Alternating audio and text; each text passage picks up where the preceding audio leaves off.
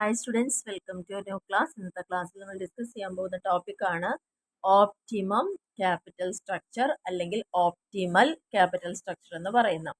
എല്ലാ കമ്പനികളും എപ്പോഴും ആഗ്രഹിക്കുന്ന എന്താണ്, ഒരു ഓപ്റ്റിമം ആയത് അല്ലെങ്കിൽ അവർക്ക് ഏറ്റവും അനുയോജ്യമായിട്ടൊരു ക്യാപിറ്റൽ സ്ട്രക്ചർ വേണമെന്നുള്ളതാണ് ആഗ്രഹിക്കാറുള്ളത്. പക്ഷേ അതേപോലെ തന്നെ ഈ ഒരു ക്യാപിറ്റൽ സ്ട്രക്ചറിന്റെ പ്രധാന ഉദ്ദേശം എന്ന് പറയുന്നത് എന്താണ്, നമ്മൾ ഏത് സ്ട്രക്ചർ തീരുമാനിച്ചാലും അതിൻ്റെ അൾട്ടിമേറ്റ് എയിം എന്ന് പറയുന്നത് എന്തായിരിക്കണം, നമ്മുടെ ഫേമിൻ്റെ വാല്യൂവിനെ മാക്സിമൈസ് ചെയ്യുന്നതും നമ്മുടെ ഷെയർ ഹോൾഡേഴ്സിൻ്റെ വെൽത്തിനെ ഇൻക്രീസ് ചെയ്യുന്നതുമായിരിക്കുന്ന സ്ട്രക്ചർ ആയിരിക്കണം നമ്മൾ യൂസ് ചെയ്യേണ്ടത്. അങ്ങനെയാണെങ്കിൽ എന്തായിരിക്കാം ഇതിൻ്റെ ക്യാപിറ്റൽ സ്ട്രക്ചറിൽ നമുക്ക് പറയാനുള്ളത്. ഞാനിവിടെ അടയാളപ്പെടുത്തിയ പോയിന്റുകളാണ് നിങ്ങൾ എക്സാമിന് വരുമ്പം എഴുതേണ്ടത്. അതുകൊണ്ടാണ് പ്രത്യേകിച്ച് ഞാനിവിടെ നോട്ട് ചെയ്ത് കാണിക്കുന്നത്. ഇത് പഠിക്കുക, ഇത് എഴുതുക എക്സാമിന് വന്നു കഴിഞ്ഞാൽ. പക്ഷെ നിങ്ങൾക്ക് അതിനെക്കുറിച്ചൊരു ഐഡിയ കിട്ടാനാണ് കുറച്ച് എലാബറേറ്റ് ആയിട്ട് ഞാൻ പറയുന്നത്. Okay, the capital structure which maximises the value of the firm is called optimum capital structure. ആ ഒരൊറ്റ സെൻറ്റൻസിൽ തന്നെ അതിൻ്റെ മീനിങ് വന്നു കഴിഞ്ഞു. ഏതൊരു ക്യാപിറ്റൽ സ്ട്രക്ചറിലാണോ കമ്പനിയുടെ വാല്യൂ ഏറ്റവും അധികം മാക്സിമൈസ് ചെയ്യാൻ നമുക്ക് സാധിക്കുന്നത്, ആ ഒരു ക്യാപിറ്റൽ സ്ട്രക്ചറിനെയാണ് എന്ത് പറയുന്നത്, ഓപ്റ്റിമം ക്യാപിറ്റൽ സ്ട്രക്ചർ എന്ന് പറയുന്നത്. അല്ലെങ്കിൽ അത് സിമ്പിളായിട്ട് പറയുകയാണെങ്കിലോ, the best of most economical capital structure. നമുക്ക് പല തരത്തിലുള്ള ക്യാപിറ്റൽ സ്ട്രക്ചർ യൂസ് ചെയ്യാം. പലതരം എന്ന് പറയുമ്പം നമുക്ക് വേണമെങ്കിൽ കൂടുതൽ ഇക്വിറ്റി യൂസ് ചെയ്യാം, കൂടുതൽ ഡെറ്റ് യൂസ് ചെയ്യാം, കൂടുതൽ പ്രിഫറൻസ് യൂസ് ചെയ്യാം, അല്ലെങ്കിൽ ഇക്വിറ്റി മാത്രം യൂസ് ചെയ്യാം. അങ്ങനെ പല പല ഓപ്ഷൻസ് നമുക്കുണ്ടല്ലോ. അതിൽ ഏതൊക്കെ യൂസ് ചെയ്യുമ്പോഴാണ് നമ്മുടെ കമ്പനിയുടെ വാല്യൂ മാക്സിമൈസ് ചെയ്യുന്നത്, നമ്മുടെ ഷെയർ ഹോൾഡേഴ്സിന് വെൽത്ത് കൂട്ടാൻ സാധിക്കുന്നത്, ആ ഒരു ക്യാപിറ്റൽ സ്ട്രക്ചറിനെ തന്നെയാണ്, അല്ലെങ്കിൽ നമുക്ക് ഏറ്റവും ചെലവ് കുറഞ്ഞ രീതിയിൽ ഏറ്റവും പ്രോഫിറ്റബിൾ ആയിട്ട് എക്കണോമിക്കലായിട്ടുള്ള ബെസ്റ്റ് വൺ സെലക്ട് ചെയ്യലിനെയും എന്ത് പറയാം, ഓപ്റ്റിമം ക്യാപിറ്റൽ സ്ട്രക്ചർ എന്ന് പറയാം. It is the mix of ഡെപ്റ്റ് and equity that maximises the value of the company and minimises the cost of capital. അപ്പം നല്ലൊരു ക്യാപിറ്റൽ സ്ട്രക്ചർ ആണെങ്കിൽ അവിടെ എന്തായിരിക്കും സംഭവിക്കുക, നമ്മുടെ ഡെറ്റിൻ്റെയും ഇക്വിറ്റിയുടെയും മിക്സ് എന്ന് പറയുന്നത് എത്ര ശതമാനം വേണം, ഇക്വിറ്റി എത്ര വേണം, ഡെറ്റ് എത്ര വേണം, അതായത് 50-50 ആവാം, 60-40 ആവാം, 70-30 ആവാം. അങ്ങനെ ഏത് റേഷ്യോയിൽ ഡെറ്റ് യൂസ് ചെയ്യണം, ഏത് റേഷ്യോയിൽ ഇക്വിറ്റി യൂസ് ചെയ്യണം, അല്ലെങ്കിൽ ഏത് റേഷ്യോയിൽ ചെയ്യുമ്പോഴാണ് നമ്മുടെ ഫേമിൻ്റെ വാല്യൂ കൂടുന്നത്, നമ്മുടെ ഷെയർ ഹോൾഡേഴ്സിൻ്റെ വെൽത്ത് ഇൻക്രീസ് ചെയ്യപ്പെടുന്നത്, നമ്മുടെ കോസ്റ്റ് ഓഫ് ക്യാപിറ്റൽ കുറയ്ക്കാൻ സാധിക്കുന്നത്. അപ്പോൾ ഒരു പോയിന്റും കൂടി നമുക്ക് അധികം കിട്ടിയില്ലേ. അപ്പോൾ ഇതാണ് നമ്മുടെ പ്രധാന ലക്ഷ്യം എന്ന് പറയുന്നത്. ഇത് നമുക്ക് അച്ചീവ് ചെയ്യാൻ പറ്റുന്ന ആ ഒരു സ്ട്രക്ചർ ഏതാണോ അതിനെയാണ് മാക്സിമം അല്ലെങ്കിൽ ഓപ്റ്റിമൽ ക്യാപിറ്റൽ സ്ട്രക്ചർ എന്ന് പറയുന്നത്. ഡെഫിനേഷൻ ചോദിച്ചാൽ എഴുതേണ്ടതുണ്ട്. Optimum leverage is that the mix of ഡെപ്റ്റ് and equity which will maximise the market value of the company and minimise the company's overall cost of capital.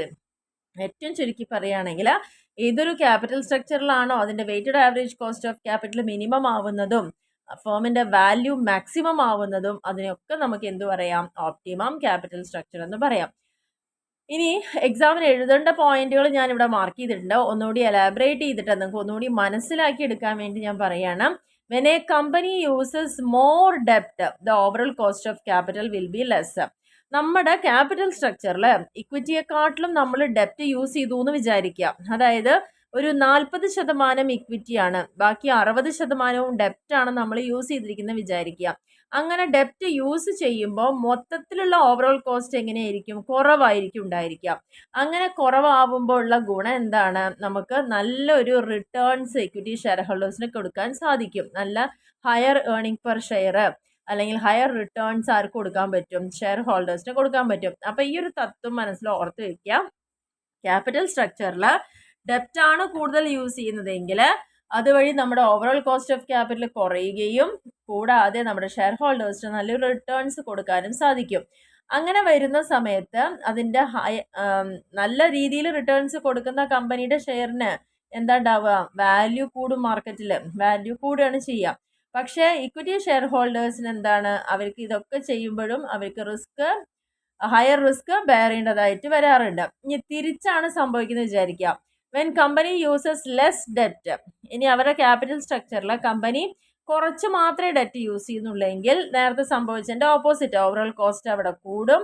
Overall cost കൂടുമ്പം നമുക്ക് profit അത്ര തന്നെ കൊടുക്കാനുണ്ടാവില്ല.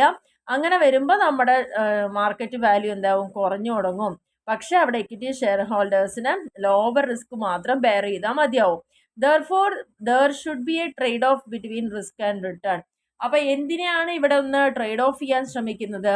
ഇവർക്കുള്ള റിസ്ക്കും അവർക്കുള്ള റിട്ടേണും. ഓക്കെ, ഷെയർ ഹോൾഡേഴ്സിന്റെ റിട്ടേണും റിസ്കിനെയും ഒരു തുല്യതയിൽ കൊണ്ടുപോകാൻ വേണ്ടിയിട്ടാണ് നമ്മൾ ഇതിനു വേണ്ടി ശ്രമിക്കുന്നത്. അപ്പോൾ ഒരു ഓപ്റ്റിമം ക്യാപിറ്റൽ സ്ട്രക്ചർ എന്ന് പറഞ്ഞാൽ എന്ത് തന്നെ ആവാം, which strikes a balance between the risk and return and thus enhances the price of the shares. ഇവ രണ്ടിനെയും നമുക്ക് ബാലൻസ് ചെയ്യാൻ പറ്റും. റിസ്ക്കും അധികം എടുക്കാൻ പറ്റില്ല, അതുകൊണ്ട് തന്നെ റിസ്ക് കുറയുമ്പോൾ എന്തായാലും തീർച്ചയായിട്ടും റിട്ടേണും കുറയും. അപ്പോൾ ആ റിസ്കിനെയും റിട്ടേണിനെയും വലിയ കുഴപ്പമില്ലാത്ത രീതിയിൽ കൊണ്ടുപോകാൻ പറ്റുന്നത് വഴി മാർക്കറ്റ് പ്രൈസ് എൻഹാൻസ് ചെയ്യാം എന്നുള്ളതാണ് പറയുന്നത്. അപ്പോൾ ഇത്രയുമാണ് ഒരു ഓപ്റ്റിമൽ ക്യാപിറ്റൽ സ്ട്രക്ചർ എന്ന് പറയുന്നത്. ഇനി ആ ഒരു ഓപ്റ്റിമൽ ക്യാപിറ്റൽ സ്ട്രക്ചറിന് ഉണ്ടായിരിക്കേണ്ട ഗുണങ്ങൾ എന്തൊക്കെയാണ്? ബാലൻസ്. ഏത് തമ്മിലാണ് ബാലൻസ് ഉണ്ടാവുന്നത്? ഇപ്പം നമ്മൾ പറഞ്ഞില്ലേ, different types of ownership and creditorship securities. Ownership security പറയുമ്പോൾ ഇക്വിറ്റി ഒക്കെയാണ്, ക്രെഡിറ്റർഷിപ്പ് എന്ന് പറയുമ്പോൾ ഡെറ്റ് ഇൻസ്ട്രുമെൻസ് ആണ്. അപ്പോൾ ഇവ തമ്മിൽ എപ്പോഴും നമ്മൾ യൂസ് ചെയ്യുമ്പോൾ ഒരു ബാലൻസ്ഡ് ആയിട്ടുള്ള ഒരു ഫോമിലായിരിക്കണം നമ്മുടെ ക്യാപിറ്റൽ സ്ട്രക്ചർ ഉണ്ടാവേണ്ടത്. കാരണം ഇക്വിറ്റിയും കൂടി പോകരുത്, ഡെറ്റും കൂടി പോകരുത്. എക്കണോമി, ഏത് ക്യാപിറ്റൽ സ്ട്രക്ചറിലാണോ കോസ്റ്റ് ഓഫ് ഇഷ്യൂ ഏറ്റവും കുറയുന്നത് അത് നമ്മൾ എടുക്കുക എന്നുള്ളതാണ്. കാരണം ഇക്വിറ്റി ഇഷ്യൂ ചെയ്യുമ്പോൾ വരുന്ന കോസ്റ്റ്, പ്രിഫറൻസ്, റിട്ടേൺ ഏർണിങ്സ്, ഡെപ്റ്റ്, ഇതെല്ലാം ഇഷ്യൂ ചെയ്യുമ്പോൾ നമ്മൾ കോസ്റ്റ് ഓഫ് ക്യാപിറ്റൽ പഠിച്ചാണ് അതിൽ ഏറ്റവും കുറവ് വരുന്നത് എന്താണോ അത് സെലക്ട് ചെയ്യാം. Liquidity and solvency. ഒരു ക്യാപിറ്റൽ സ്ട്രക്ചർ നമ്മൾ ഡിസൈൻ ചെയ്യുമ്പോൾ എപ്പോഴും ഇമ്പോർട്ടൻസ് കൊടുക്കേണ്ട രണ്ട് ടേമാണ് ലിക്വിഡ് ആയിരിക്കുക, സോൾവെന്റ് ആയിരിക്കുക എന്നുള്ളത്. കാരണം if A debt ത്രെട്ടൻസ് the solvency of the company it should be avoided. ഏതെങ്കിലും ഒരു കടബാധ്യത കൂടുതലായിട്ട് വരുന്ന സമയത്ത് കമ്പനിയുടെ സോൾവൻസിനെ അത് അഫക്റ്റ് ചെയ്യുന്നുണ്ടെങ്കിൽ തീർച്ചയായിട്ടും അതിനെ ഒഴിവാക്കേണ്ടതാണ് എന്നുള്ളതാണ് പറയുന്നത്. അപ്പോൾ അത്തരത്തിലുള്ള ഡെറ്റ് നമ്മൾ യൂസ് ചെയ്യരുത് എന്നുള്ളതാണ് അവിടെ പറഞ്ഞിരിക്കുന്നത്. Flexibility. Capital structure should be such that it may be possible to raise funds when required and repay them when they are not required. ഒരു ക്യാപിറ്റൽ സ്ട്രക്ചർ നമ്മൾ സെലക്ട് ചെയ്യുന്ന സമയത്ത് നമുക്ക് എപ്പോഴും ആവശ്യമായിട്ടുള്ള ഫണ്ട് റേസ് ചെയ്യാനുള്ള എല്ലാ സാധ്യതകളും ഉൾക്കൊള്ളുന്ന ഒന്നായിരിക്കണം. വെൻ റിക്വയർഡ്, ആവശ്യം വരുന്ന സമയത്ത് നമുക്ക് ഫണ്ട് റേസ് ചെയ്യാൻ സാധിക്കുന്നതായിരിക്കണം. ആൻഡ് ടു റീപേ ദം, ഇനി എപ്പോഴാണോ അത് തിരിച്ചടയ്ക്കേണ്ടത്, when they are not required, നമുക്കിപ്പോൾ കയ്യിൽ പൈസ ആവശ്യമില്ലെങ്കിൽ നമുക്കത് റീപേ ചെയ്യാൻ സാധിക്കുന്നതുമായിരിക്കണം. ഇത്തരത്തിലുള്ള ഒരു അഡ്ജസ്റ്റ്മെൻറ്റ് സാധ്യമാവുന്ന ആ ഒരു സ്ട്രക്ചറിനെയാണ് എന്ത് പറയുന്നത്, നല്ലൊരു ഓപ്റ്റിമം ക്യാപിറ്റൽ സ്ട്രക്ചർ ആയിട്ട് പറയുന്നത്. അതുകൊണ്ട് അതിന് ഫ്ലെക്സിബിലിറ്റി ഉണ്ടായിരിക്കണം. ഇനി സിംപ്ലിസിറ്റി. ക്യാപിറ്റൽ സ്ട്രക്ചർ എങ്ങനെയായിരിക്കണം? Define clearly the rights attached to each class of security. ഓരോ തരത്തിലുള്ള സെക്യൂരിറ്റീസുമായി ബന്ധപ്പെട്ട് വരുന്ന കാര്യങ്ങൾ വളരെ വളരെ ക്ലിയർ ആയിട്ട് അതിൽ attach ചെയ്തിട്ടുണ്ടായിരിക്കണം. Above all, it should be easy to understand and simple to operate. എല്ലാവർക്കും മനസ്സിലാവുന്ന രീതിയിലായിരിക്കണം, അത് എളുപ്പത്തിൽ ഓപ്പറേറ്റ് ചെയ്യാൻ സാധിക്കുന്നതായിരിക്കണം. അതാണ് സിംപ്ലിസിറ്റി കൊണ്ട് ഉദ്ദേശിക്കുന്നത്. അടുത്തതിൽ സേഫ്റ്റി. എന്താണ് സേഫ്റ്റി എന്ന് പറഞ്ഞു കഴിഞ്ഞാൽ, ഒരു നല്ല ക്യാപിറ്റൽ സ്ട്രക്ചർ എപ്പോഴും ഇൻവെസ്റ്റ്മെൻറ്റിന് സുരക്ഷിതത്വം ഉറപ്പുവരുത്തേണ്ടതാണ്.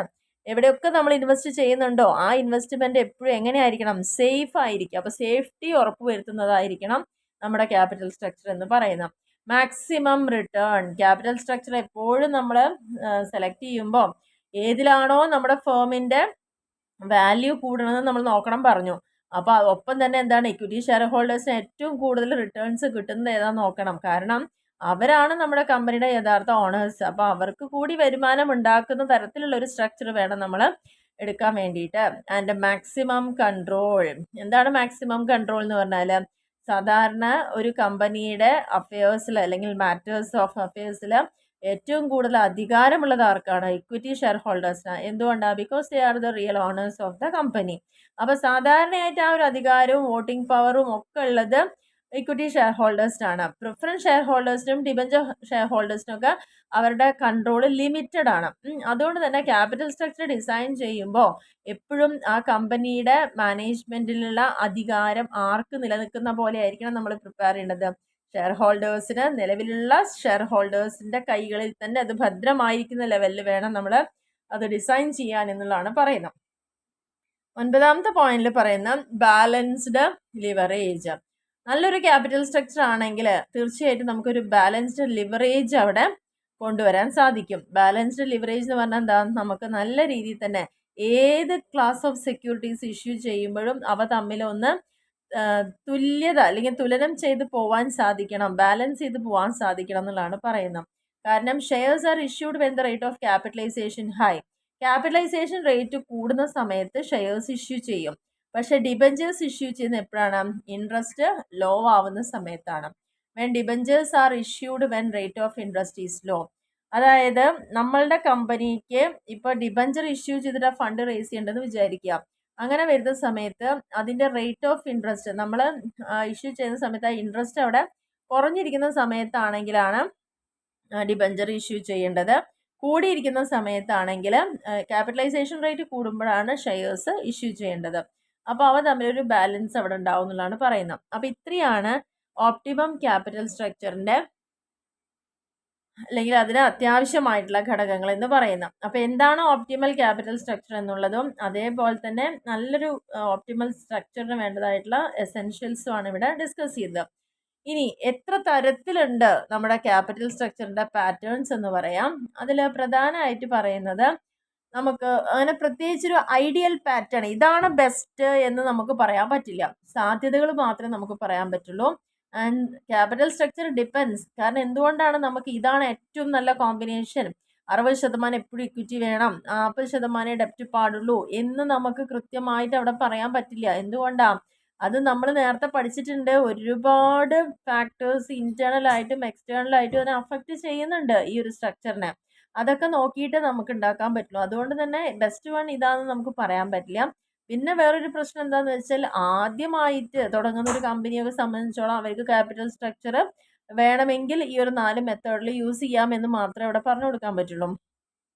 അവർക്ക് ക്യാപിറ്റലിൻ്റെ സ്ട്രക്ചർ ചിലപ്പോൾ ഇക്വിറ്റി ഷെയർ മാത്രം ഉള്ളൊരു കമ്പനി ആവാം, ഇക്വിറ്റി ഷെയറും പ്രിഫറൻസ് ഷെയറും ഉള്ള കമ്പനി ആവാം, ഇക്വിറ്റി ഷെയറും ഡിബഞ്ചറും മാത്രമുള്ള കമ്പനി ആയിരിക്കാം, അല്ലെങ്കിൽ ഇക്വിറ്റി ഷെയറും പ്രിഫറൻസും ഡിബഞ്ചറും കൂടി വരുന്ന ഒരു സ്ട്രക്ചർ ആയിരിക്കാം.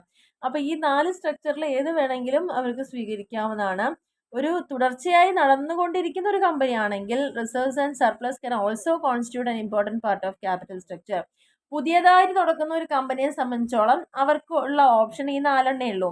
പക്ഷെ നിലവിൽ റൺ ചെയ്തുകൊണ്ടിരിക്കുന്ന ഒരു ബിസിനസ് ആണെങ്കിൽ ഇതിൻ്റെ ഒപ്പം അവർക്ക് ഏതുകൂടി ഉണ്ടായിരിക്കും? മുൻ വർഷത്തെ പ്രോഫിറ്റ്, അതായത് അവർക്ക് റിസർവ്സ് കീപ്പ് ചെയ്ത് വെച്ചിട്ടുണ്ടാവും, വലിയ നല്ല ലാഭങ്ങൾ ഉണ്ടാവും. അതെല്ലാം കൂടിയിട്ടും കൂടി ഇതിൻ്റെ ഒപ്പം കൂട്ടാൻ പറ്റും എന്നുള്ളതാണ് പറയുന്നത്.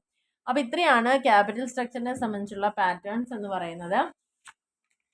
ഇനി ഇതിൽ അപ്പോൾ ഇന്നത്തെ ഈ ഒരു ടോപ്പിക് ഇത്ര മാത്രം നമ്മൾ ഡിസ്കസ് ചെയ്യുന്നത്. ആകെ ഓപ്റ്റിമൽ ക്യാപിറ്റൽ സ്ട്രക്ചർ എന്താണെന്നുള്ളതും അതിൻ്റെ എസെൻഷ്യൽസ് എന്താണെന്നുള്ളതും പിന്നെ ഒരു ക്യാപിറ്റൽ സ്ട്രക്ചറിൻ്റെ പാറ്റേൺ എന്താണെന്നുള്ളതും. അപ്പോൾ ഈ എടുത്തിരിക്കുന്ന പോർഷൻസ്, കാരണം നെക്സ്റ്റ് നമുക്ക് വരുന്നത് ക്യാപിറ്റൽ സ്ട്രക്ചറിൻ്റെ തിയറീസ് ആണ്. അപ്പോൾ ആ ഒരു തിയറിയിൽ അതും കൂടി നമുക്കൊന്ന് ഇൻവോൾവ് ചെയ്യണമെന്നുണ്ടെങ്കിൽ ഏതൊരു ക്യാപിറ്റൽ സ്ട്രക്ചറിൻ്റെയും ബേസിക് ആയിട്ടുള്ള പർപ്പസ് എന്താണെന്ന് പറഞ്ഞിട്ടുണ്ടല്ലോ, നമ്മുടെ ഫേമിൻ്റെ വാല്യൂനെ മാക്സിമൈസ് ചെയ്യുക എന്നുള്ളതാണ് പറയുന്നത്. അപ്പോൾ അതുമായി ബന്ധപ്പെട്ട് ഒരുപാട് വ്യത്യസ്ത തരത്തിലുള്ള അഭിപ്രായങ്ങൾ പലപ്പോഴും ഇതിൻ്റെ ഡിസിഷൻ എടുക്കുന്ന സമയത്ത് അഫക്റ്റ് ചെയ്യാറുണ്ട്. അപ്പോൾ അതിന് വേണ്ടിയിട്ട് ക്യാപിറ്റൽ സ്ട്രക്ചറിന് വേണ്ടി മാത്രമായിട്ട് ഉണ്ടാക്കിയിരിക്കുന്ന ഒരു 4 തിയറികളെ കുറിച്ചാണ് ഇവിടെ ഡിസ്കസ് ചെയ്യാൻ പോകുന്നത്.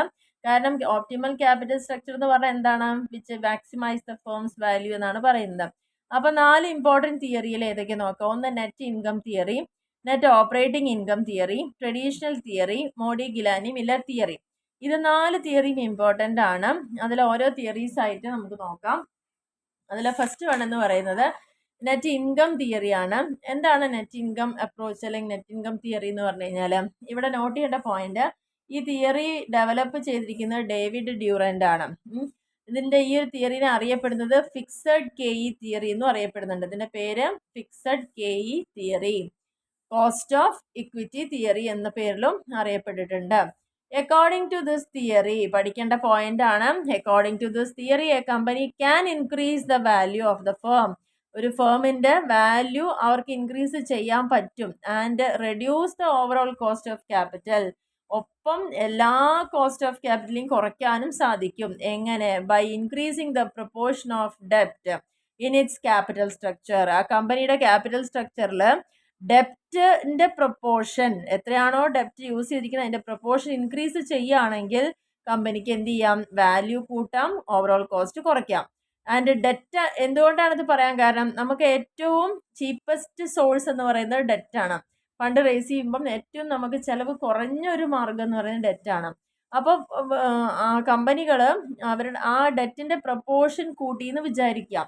ക്യാപിറ്റൽ സ്ട്രക്ചർ ഫോം ചെയ്യുമ്പോൾ ഡെറ്റിൻ്റെ പ്രൊപ്പോർഷൻ കൂടുമ്പം അതിൻ്റെ ക്യാപിറ്റൽ സ്ട്രക്ചർ കൂടുമ്പം എന്ത് സംഭവിക്കും? ഓവറോൾ കോസ്റ്റ് ഓഫ് ക്യാപിറ്റൽ അവിടെ കുറയും. ഓപ്റ്റിമം ക്യാപിറ്റൽ സ്ട്രക്ചർ എന്ന് പറഞ്ഞാൽ എന്താണ്? നമ്മുടെ overall cost of capital minimum ആവുന്നതും ഫേമിൻ്റെ വാല്യൂ കൂടുന്നതുമാണ്. അപ്പോൾ അതുകൊണ്ട് തന്നെ ഒരു ഫേമിൻ്റെ വാല്യൂ എപ്പോഴും ഡിപ്പെൻഡ് ചെയ്യുന്നത് ഏതിനെ ബേസ് ചെയ്തിട്ടാണ്? ക്യാപിറ്റൽ സ്ട്രക്ചറിനെ ബേസ് ചെയ്തിട്ടാണ്. അല്ലെങ്കിൽ ക്യാപിറ്റൽ സ്ട്രക്ചറിൻ്റെ ഡെസിഷൻ വളരെ റെലവൻ്റ് ആണ്, പ്രാധാന്യമുള്ളതാണ് എന്ന് പറയുന്നതാണ് ഏത്? നെറ്റ് ഇൻകം തിയറി എന്ന് പറയുന്നത്. അപ്പോൾ എന്തുകൊണ്ടാണ് പ്രാധാന്യം ഉണ്ടെന്ന് പറയാൻ കാരണം? 4 അസംഷൻസ് ഇവിടെ പറയുന്നുണ്ട്. ഒന്ന്, കോസ്റ്റ് ഓഫ് ഡെപ്റ്റ് വളരെ ലോവർ ആണ്, കോസ്റ്റ് ഓഫ് ഇക്വിറ്റിനെക്കാട്ടിലും കുറവ് മാത്രമേ വരുള്ളൂ ഏത്? കോസ്റ്റ് ഓഫ് ഡെപ്റ്റിന്. അതാണ് ഒരു റീസൺ. പിന്നെ അതിന് ടാക്സ് ഇല്ല. പിന്നെ മൂന്നാമത്തത് കോസ്റ്റ് ഓഫ് ഡെപ്റ്റും കോസ്റ്റ് ഓഫ് ഇക്വിറ്റി എപ്പോഴും കോൺസ്റ്റന്റ് ആയി നിൽക്കുന്നു എന്നുള്ളത്. പിന്നെ ഈ ഒരു ക്യാപിറ്റൽ സ്ട്രക്ചറിൽ കമ്പനി ഡെറ്റ് യൂസ് ചെയ്യുന്നതുകൊണ്ട് ഒരിക്കലും അവിടെ ഇൻവെസ്റ്റ് ചെയ്യാൻ വരുന്ന ആളുകളുടെ കാഴ്ചപ്പാടിനെ അത് അഫക്റ്റ് ചെയ്യുന്നില്ല എന്നുള്ള 4 അസംഷന്റെ ബേസിലാണ് ഈ തിയറി അവിടെ ഫോം ചെയ്തിരിക്കുന്നത്. അപ്പോൾ ഇത്ര മാത്രം അവിടെ പഠിക്കുക.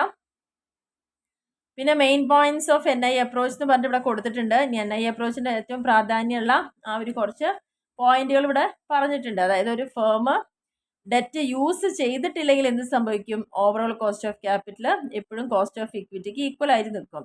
ഇനി ഫിനാൻഷ്യൽ ലിവറേജ് കൂടുകയോ കുറയുകയോ ചെയ്യുന്നതും ഒരിക്കലും കോസ്റ്റ് ഓഫ് ഡെപ്റ്റിനെയോ ഇക്വിറ്റിനെയോ അഫക്റ്റ് ചെയ്യുന്നില്ല. ആൻഡ് ഫിനാൻഷ്യൽ ലിവറേജ് കൂടുക എന്ന് പറഞ്ഞാൽ ക്യാപിറ്റൽ സ്ട്രക്ചറിൽ ഡെപ്റ്റ് കൂടുക എന്നുള്ളതാണ് അർത്ഥം. അങ്ങനെ കൂടുമ്പോൾ എന്താ ഉണ്ടാവുക? ഓവറോൾ കോസ്റ്റ് ഓഫ് ക്യാപിറ്റൽ കുറയും.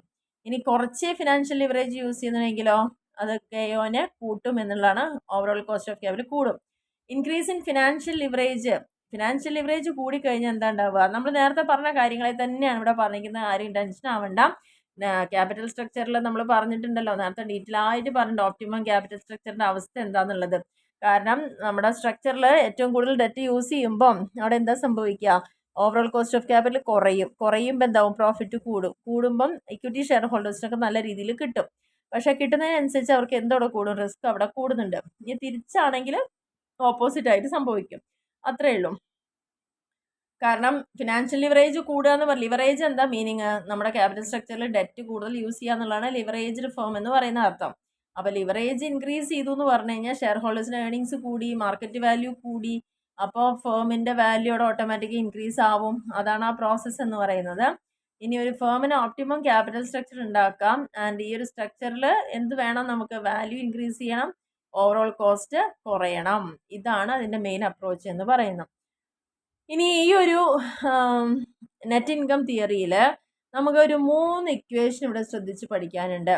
അപ്പോൾ അതിൽ നമ്മൾ പ്രത്യേകം ശ്രദ്ധിക്കേണ്ട കാര്യം, NI അപ്രോച്ച് അതായത് നെറ്റ് ഇൻകം അപ്രോച്ചിൽ ടോട്ടൽ വാല്യൂ, ഫേമിൻ്റെ ടോട്ടൽ വാല്യൂവിനെ അല്ലേ നമ്മളിവിടെ ഡിപ്പെൻഡ് ചെയ്ത് പറഞ്ഞത്. അപ്പോൾ ആ ടോട്ടൽ വാല്യൂ കമ്പ്യൂട്ട് ചെയ്യാൻ വേണ്ടിയിട്ട് കുറച്ച് കാര്യങ്ങൾ ഇവിടെ പറഞ്ഞിട്ടുണ്ട്. മാർക്കറ്റ് വാല്യൂ ഓഫ് ഡെപ്റ്റ് to the capitalised value of earning available for equity share holders. ഇത്ര പഠിക്കാം. V = E + D. NI അപ്രോച്ചിൽ വാല്യൂ കാണാനുള്ള equation E + D. E + D പറഞ്ഞാൽ എന്താ? ഇക്വിറ്റിയുടെ മാർക്കറ്റ് വാല്യൂ പ്ലസ് ഡെപ്റ്റിൻ്റെ മാർക്കറ്റ് വാല്യൂ. ഈ രണ്ടുമാണ് അതിൽ വരുന്നത്. ഇനി മാർക്കറ്റ് വാല്യൂ ഓഫ് ഇക്വിറ്റി തന്നിട്ടില്ലെങ്കിൽ നമ്മൾ കണ്ടുപിടിക്കേണ്ട ഇക്വേഷനാണ് EBIT - I whole divided by KE. EBIT എന്ന് പറഞ്ഞാൽ എന്താ? Earning before interest and tax. അതിൻ്റെ അർത്ഥം എന്താണെന്ന് വെച്ച് കഴിഞ്ഞാൽ, ഒരു കമ്പനിക്ക് പ്രോഫിറ്റ് ഏൺ ചെയ്ത് കഴിഞ്ഞാൽ കിട്ടുന്ന പ്രോഫിറ്റ് ഡയറക്റ്റായിട്ട് ഡിവിഡൻ്റായിട്ട് ഷെയർ ഹോൾഡേഴ്സിനെ ഡിസ്ട്രിബ്യൂട്ട് ചെയ്യാൻ സാധ്യമല്ല. കാരണം ആ പ്രോഫിറ്റിൽ നിന്നാണ് നമുക്ക് ഒരുപാട് ചിലവുകൾ ചെയ്യേണ്ടത് അല്ലേ? ആ ചിലവുകളെല്ലാം കൊടുത്തതിന് ശേഷമുള്ളത് എന്തോ അത് മാത്രമേ ആർക്ക് കിട്ടുന്നുള്ളൂ? Equity share ഹോൾഡേഴ്സിന് ഡിവിഡൻ്റായിട്ട് കിട്ടുന്നുള്ളൂ. ശേഷം ഒന്നും ഇല്ലെങ്കിൽ അവർക്കൊന്നും കിട്ടില്ല. അതാണ് അതിൻ്റെ ഒരു റൂൾ എന്ന് പറയുന്നത്.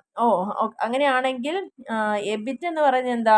അപ്പോൾ പ്രോഫിറ്റ് നമുക്ക് കിട്ടിക്കഴിഞ്ഞാൽ ആ പ്രോഫിറ്റിൽ നിന്ന് നമ്മൾ ആദ്യം കൊടുക്കുക ഏതറിയോ? ഇൻട്രസ്റ്റ് ആണ്. പുറമേ നമ്മൾ എവിടെ നിന്നൊക്കെ കടം വാങ്ങിയിട്ടുണ്ടോ അവർക്ക് ഇൻട്രസ്റ്റ് ആണ് ആദ്യം കൊടുക്കുക. അത് കൊടുത്ത് കഴിഞ്ഞതിന് ശേഷം ഉള്ള പൈസയിൽ നിന്ന് പിന്നെ കൊടുക്കുന്ന എന്താണ്? നമുക്ക് ഗവൺമെൻറ്റിലേക്ക് അടയ്ക്കേണ്ട ടാക്സ് ആണ്. അപ്പോൾ അതുകൊണ്ടാണ് ഈ ടാക്സും ഇൻട്രസ്റ്റും കൊടുക്കുന്നതിന് മുന്നുള്ള ഏർണിങ്സ് എടുക്കണം എന്ന് പറയാൻ കാരണം. Earning before interest and tax എത്രയാണോ കിട്ടുന്നത്, അതായത് ഒറിജിനൽ അതിൻ്റെ ഓപ്പറേറ്റിംഗ് ഇൻകം പ്രോഫിറ്റ് എന്താണോ അതിൽ നിന്ന് ആദ്യം നമ്മൾ ഇൻട്രസ്റ്റ് കുറയ്ക്കുക, divided by cost of equity. ഇതാണ് മാർക്കറ്റ് വാല്യൂ ഓഫ് ഇക്വിറ്റി കാണാനുള്ള ഇക്വേഷൻ. ഓക്കെ, ആദ്യം പഠിച്ച ഇക്വേഷൻ ഫേമിൻ്റെ വാല്യൂ കാണാനാണ്. വാല്യൂ കാണണമെങ്കിൽ എന്ത് നോക്കിയാൽ മതി? ഫേമിൻ്റെ ഇക്വിറ്റിയുടെയും ഡെറ്റിൻ്റെയും മാർക്കറ്റ് വാല്യൂ നോക്കിയാൽ മതി. അപ്പോൾ മാർക്കറ്റ് വാല്യൂ ഓഫ് ഇക്വിറ്റി തന്നിട്ടില്ലെങ്കിൽ കണ്ടുപിടിക്കാനോ EBIT minus I by K E, അതാണ് കണ്ടുപിടിക്കേണ്ടത്. ഇനി overall cost of capital, overall cost of capital ആണ് കണ്ടുപിടിക്കേണ്ടതെങ്കിൽ അവിടെ നമുക്ക്, അപ്പോൾ ഒന്നാമത്തെ ഇക്വേഷനായി, ഇത് രണ്ടാമത്തെ ഇക്വേഷനായി, ഇത് മൂന്നാമത്തെ ഇക്വേഷനായി. ഓവറോൾ കോസ്റ്റ് ഓഫ് ക്യാപിറ്റൽ കാണുന്ന ഇക്വേഷൻ എന്താണ്? EBIT by value, EBIT by V. അപ്പോൾ ഇതാണ് ഇവിടെ പഠിക്കേണ്ടത്. ഓക്കെ, അപ്പോൾ ഇത്രയാണ് ഈ ഒരു കാര്യത്തിൽ പറഞ്ഞിരിക്കുന്നത്. അപ്പോൾ ഈ 3 ഇക്വേഷൻ വെച്ചിട്ട് ഒരു പ്രോബ്ലം നമുക്കിവിടെ നോക്കാം. ഇവിടെ ശ്രദ്ധിക്കുക. A company has earnings of ₹2 lakh. ഒരു കമ്പനിയുടെ ഏർണിങ്സ്, അതായത് ലാഭം, അല്ല ഏർണിങ്സ് എത്രയാണ്? 2 lakh കിട്ടിയിട്ടുണ്ട്. കമ്പനിയുടെ ക്യാപിറ്റൽ സ്ട്രക്ചർ ഉണ്ടാക്കിയിരിക്കുന്നത് എന്തൊക്കെ ഉപയോഗിച്ചിട്ടാണ്? ഡെപ്റ്റും ഇക്വിറ്റി ഉപയോഗിച്ചിട്ടാണ്. അതിൽ ഡെറ്റ് എത്ര ഉണ്ട് കമ്പനിക്ക്? കടം വാങ്ങിയ പൈസ എത്ര ഉണ്ട്? 8 ലക്ഷം രൂപ ഉണ്ട്. അതിന് നമ്മൾ കൊടുക്കുന്ന ഇൻട്രസ്റ്റ് 10%. അപ്പോൾ ഇക്വിറ്റീനെ ക്യാപിറ്റലൈസ് ചെയ്യുന്ന റേറ്റ് എത്രയാ? 12%. അപ്പോൾ find out the total value of the company and overall cost of capital using NI approach. ഈ ഒരു 3-4 വിവരം തന്നിട്ട് നമ്മളോട് പറയുകയാണ് കമ്പനിയുടെ ടോട്ടൽ വാല്യൂ കണ്ടുപിടിക്കൂ, ഒപ്പം തന്നെ അതിൻ്റെ ഓവറോൾ കോസ്റ്റ് ഓഫ് ക്യാപിറ്റലും NI അപ്രോച്ച് പ്രകാരം കാണൂ എന്ന് പറയുമ്പോൾ നമ്മൾ അവിടെ കാണേണ്ടത് വാല്യൂ കണ്ടുപിടിക്കണം അല്ലേ? കമ്പനിയുടെ വാല്യൂ കണ്ടുപിടിക്കുക എന്ന് പറയുമ്പോൾ നമുക്കറിയാലോ വാല്യൂ കാണുന്ന ഇക്വേഷൻ എന്താണ്? ഡെപ്റ്റിൻ്റെ ഇക്വിറ്റിയുടെയും മാർക്കറ്റ് വാല്യൂ അറിയണം. അപ്പോൾ അതിന് വേണ്ടിയിട്ട് നമുക്കറിയാലോ V = E+D ആണ്. അപ്പോൾ E+Dയിൽ D മാത്രമേ നമുക്കറിയൂ, ഇക്വിറ്റി എത്രയാണ് യൂസ് ചെയ്തതെന്ന് പറഞ്ഞിട്ടില്ല. അപ്പോൾ അത് കണ്ടുപിടിക്കേണ്ടതായതുകൊണ്ട് നമ്മളിവിടെ എന്ത് ചെയ്യുക? നമുക്കത് ചെയ്യാനുള്ള മെത്തേഡാണല്ലോ പറഞ്ഞിരിക്കുന്നത്. മാർക്കറ്റ് വാല്യൂ ഓഫ് ഏർണിങ്സ് കണ്ടുപിടിക്കണം, ഇക്വിറ്റി കണ്ടുപിടിക്കണമെങ്കിൽ എന്ത് ചെയ്യണം? EBIT minus I divided by K എന്നൊരു ഇക്വേഷൻ നമുക്ക് അറിയാം. അപ്പോൾ ഏർണിങ്സ് 2 ലക്ഷം ഉണ്ട്.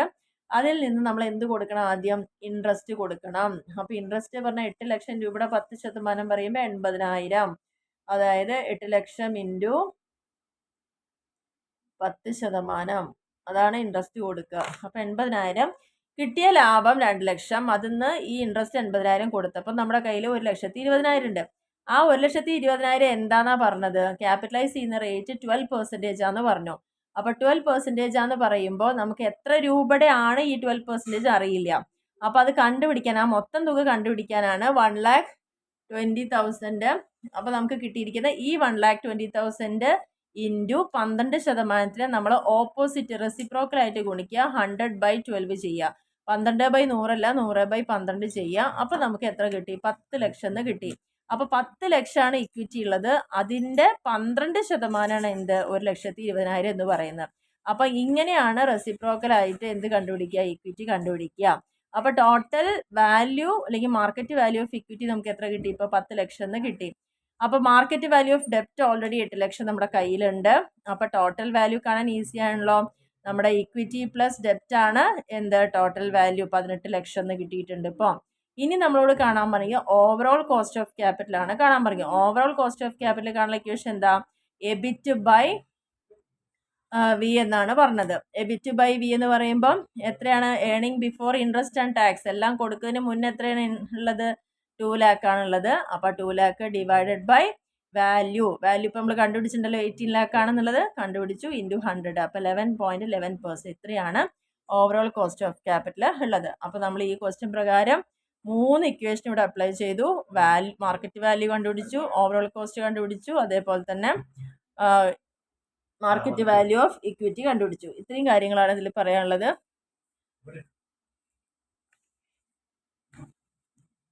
അപ്പോൾ ഇതിൽ ഡിസ്കസ് ചെയ്തിരിക്കുന്ന ഈ ടോപ്പിക് എല്ലാവർക്കും ക്ലിയർ ആണെന്ന് വിചാരിക്കുന്നു. അതിൽ NI തിയറിയുടെ ഒരു പോയിന്റ് കൂടി അവിടെ നോട്ട് ചെയ്യാം. അതിൻ്റെ മെറിറ്റും ഡീമെറിറ്റും കൂടി ഇമ്പോർട്ടൻ്റ് ആണ്. അപ്പോൾ അത് കൂടിയിട്ട് ഒന്ന് മനസ്സിലാക്കേണ്ടതുണ്ട്, അതിൻ്റെ മെറിറ്റും ഡീമെറിറ്റുകളും. അപ്പോൾ അതും കൂടി ഒന്ന് പഠിക്കുന്നത് നല്ലതായിരിക്കും. അപ്പോൾ ഈ ഒരു പോയിന്റ് നിങ്ങൾ വായിച്ചൊന്ന് മനസ്സിലാക്കിയാൽ മതി. പ്രത്യേകിച്ച് ഒന്നുമില്ല, നമ്മൾ പറഞ്ഞ കുറേ കാര്യങ്ങൾ തന്നെയുള്ളൂ. അപ്പോൾ അതിൻ്റെ ഇവാലുവേഷനാണ് ഈ ഒരു തിയറിയിൽ പ്രത്യേകിച്ച് പറയുന്നത്. അത് എക്സ്പ്ലെയിൻ ചെയ്യുന്നത് എന്താണ്? നമ്മളുടെ ക്യാപിറ്റൽ സ്ട്രക്ചറിൽ കൂടുതൽ ഡെറ്റ് യൂസ് ചെയ്യുമ്പോൾ ഓവറോൾ കോസ്റ്റ് കുറയും. അപ്പോൾ ഫേവറബിൾ ആയിട്ടുള്ള ഒരു ഫിനാൻഷ്യൽ ലിവറേജ് ആയിരിക്കും ഉണ്ടായിരിക്കുക. ഫിനാൻഷ്യൽ ലിവറേജ് ഫേവറബിൾ ആവുക എന്ന് പറയുമ്പോൾ അതിൻ്റെ അർത്ഥം എന്താ? നമുക്ക് ടാക്സ് കൊടുക്കുന്നതിന് മുന്നുള്ള ഇൻകം എപ്പോഴും അതിൻ്റെ അഡീഷണൽ ഡെറ്റ് യൂസ് ചെയ്യും തോറും കൂടിക്കൊണ്ടിരിക്കും. അങ്ങനെ കൂടുമ്പോൾ ഓട്ടോമാറ്റിക്കലി മാർക്കറ്റ് വാല്യൂ അവിടെ ഷെയറിൻ്റെ മാർക്കറ്റ് വാല്യൂ അവിടെ കൂടുന്നുള്ളതാണ് പറഞ്ഞത്. ഇതിൻ്റെ പോരായ്മയായിട്ട് പറയുന്നത് എന്താണ്? കാരണം ഇവിടെ നമ്മൾ പറഞ്ഞിരിക്കുന്നത് എന്താ? കൂടുതൽ ഡെറ്റ് യൂസ് ചെയ്യുക എന്നുള്ളതാണ്.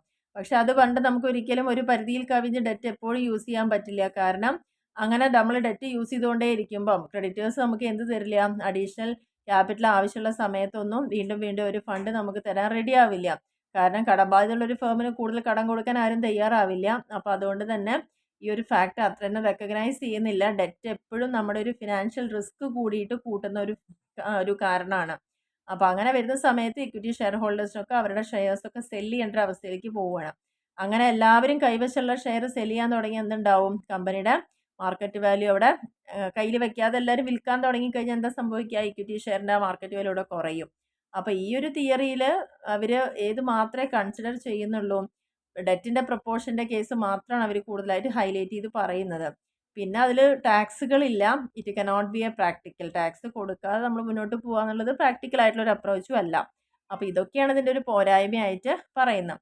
അപ്പോൾ ഈ ഒരു തിയറി എല്ലാവർക്കും ക്ലിയർ ആയി എന്ന് വിചാരിക്കുന്നു. അപ്പോൾ നിങ്ങൾക്ക് ക്ലാസ് ഇഷ്ടപ്പെട്ടിട്ടുണ്ടെങ്കിൽ തീർച്ചയായിട്ടും ഒന്ന് ഈ വീഡിയോ കണ്ടു കഴിഞ്ഞാൽ ഒന്ന് ലൈക്ക് ചെയ്യാൻ മറക്കാതെ തന്നെ ഒന്ന് ഫ്രണ്ട്സിലേക്കൊക്കെ ഒന്ന് ഷെയർ ചെയ്ത് കൊടുക്കുക, കമൻറ്റ് ചെയ്യുക. അതേപോലെ തന്നെ നിങ്ങൾ സബ്സ്ക്രൈബ് ചെയ്യാതെ ഇപ്പോഴും കാണുന്നുണ്ടെങ്കിൽ തീർച്ചയായിട്ടും ഒന്ന് സബ്സ്ക്രൈബ് ചെയ്യുക, ഒന്ന് സപ്പോർട്ട് ചെയ്യുക. Okay, thank